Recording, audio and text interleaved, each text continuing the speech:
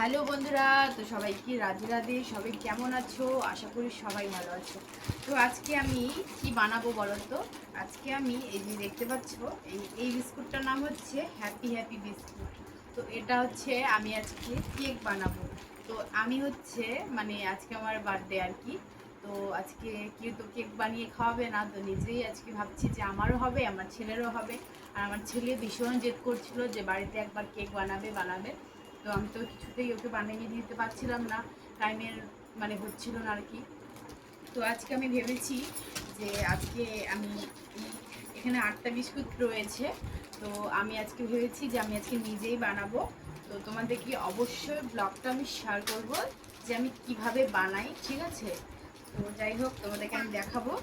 আর এই কেকটা কিন্তু খুবই ভালো হয়, বাড়িতে একবার বানালে বাচ্চাদের জন্য খুবই ভালো, বাইরে কেকের থেকে আর কি। তো কেকটা খুবই সুন্দর হয়।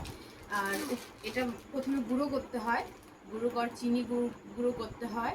তারপরে একটু তোমার ইনো একটা হয়, যে ওটা দিতে হয় একটু সামান্য। ইনো না হলেও হবে, বাড়িতে সোডা থাকলেও হবে, তো ওটা দিলেও চলবে। আর একটু লাগবে দুধ, ভালো করে এটা মিক্স করতে হবে। তারপরে হচ্ছে লবণ কড়াইয়ের মধ্যে গরম করে এতটা মতো লবণ দিতে হবে, কড়াই গরম করে।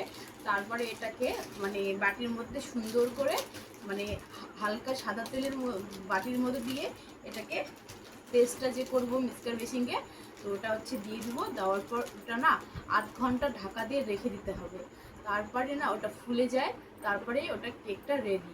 আর যখন এটা হচ্ছে বসিয়ে দেব, তখন ওই কাজুটা আর কিশমিশটা উপর দিয়ে ছড়িয়ে দিতে পারো। তো এভাবে করলে কেকটা খুবই সুন্দর হয় আর খুব ভালো হয় কিন্তু। তোমরা বাড়িতে অবশ্যই ট্রাই করো। আর বাচ্চাদের এটা খেলে কোনো ক্ষতি নেই। আর হচ্ছে আমি কেকের মধ্যে ডিম থাকলে আমি খাই না বলে আজকে আমি বাড়িতে আর কি বিশেষ করে আর বানাচ্ছি।